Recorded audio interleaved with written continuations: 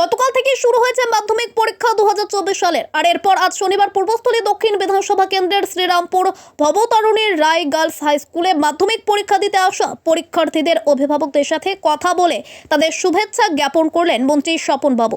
পাশাপাশি পরীক্ষা কেন্দ্রে কোনো সমস্যাই হচ্ছে কিনা সেই বিষয়গুলোও এদিন শনিবার খোঁজ খবর নিয়ে দেখেন। এদিন তিনি মন্ত্রী স্বপন বাবু বলেন, জীবনের প্রথম বড় পরীক্ষায় সকলেই চায় তারা ভালোভাবে যাতে পরীক্ষায় পাশ করুক। তাদের অভিভাবকরাও চায় তাদের ছেলে মেয়ে ঠিক মতন পরীক্ষা দিয়ে পাশ করুক। আমিও ভগবানের কাছে সেই প্রার্থনাই জানাই। বিধানসভা কেন্দ্রে প্রায় 250 স্টুডেন্ট এবার মাধ্যমিক পরীক্ষা দিচ্ছে।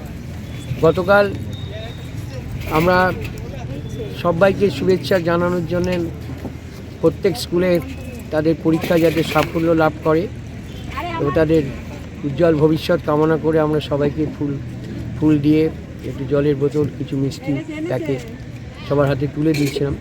কিন্তু গতকাল আমি নিজে থাকতে পারিনি।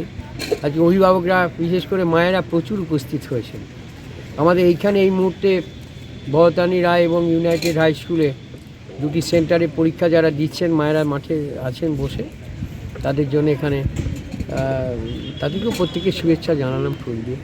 যে আমি ঈশ্বরের কাছে প্রার্থনা করি, ভগবানের কাছে প্রার্থনা করি, জীবনের প্রথম পরীক্ষা তো, এই পরীক্ষাটা সবাই চায় সে যাতে পাশ করে, ভালো হয়। আমিও মায়েদের মতো আমিও প্রার্থনা করি আমার এলাকার যত ছেলে মেয়ে এবার যে প্রায় 2,500 স্টুডেন্ট পরীক্ষা দিচ্ছেন, তারা পরীক্ষা যাতে সাফল্য লাভ করে এবং কৃতিত্বের সঙ্গে পরীক্ষা যাতে পাশ করে। প্রসেনজিৎ দেবনাথের রিপোর্ট, সুন্দর বাংলা নিউজ।